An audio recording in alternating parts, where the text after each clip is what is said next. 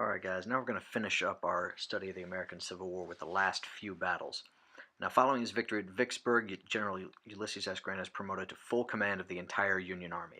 Lincoln really has found his guy who understands that they can replace soldiers faster than the South, so as long as they keep forcing the South to retreat, they're going to win. In June of 1864, they lay siege to the railroad center at Petersburg, Virginia. They're going to be there for several months, trying everything possible to try and break through those Confederate lines. Robert E. Lee has entrenched his men. We're seeing the beginnings of trench warfare for the first time. They realize they are going to have to make a stand here.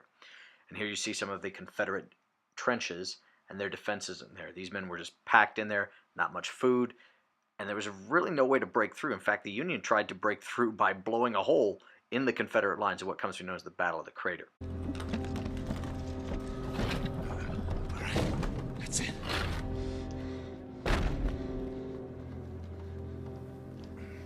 Enough powder here to blow a hole in the sky. Yeah, a real Yankee good morning.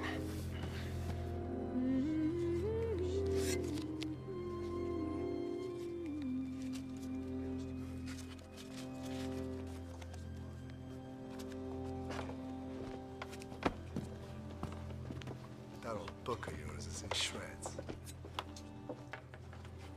Same as us. Seen too much war. Hey, Oakley. Don't worry, son. Them Yankee boys keep store hours. They ain't open yet.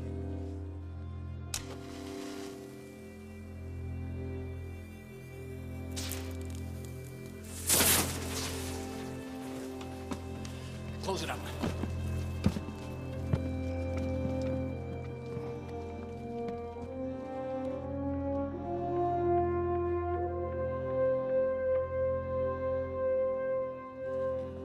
Where'd you come from? Hey, that's fresh breakfast. He's mine, Butcher. Hey, come on.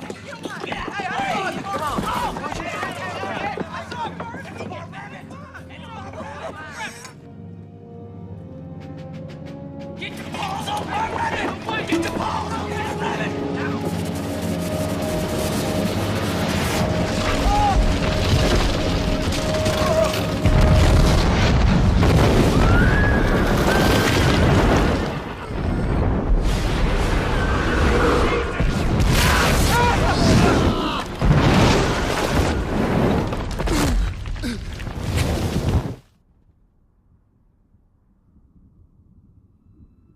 Eventually, they do break through, and Lee is on the run through western Virginia. At the same time, his second-in-command, General William Tecumseh Sherman, is marching out of Chattanooga, Tennessee, and captures Atlanta in September of 1864, ensuring Lincoln a major victory and a second term.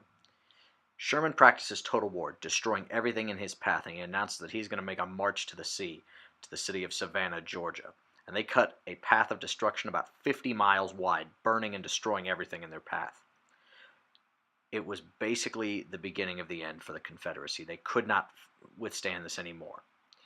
And with Lee's troops in full retreat, Richmond is captured on April 2nd, 1865, and 7 days later, after a series of battles across western Virginia, Lee surrenders to Grant at this tiny little crossroads town of Appomattox Courthouse, in the front parlor of Wilmer McLean, the man who saw the first Battle of Bull Run right in his front yard.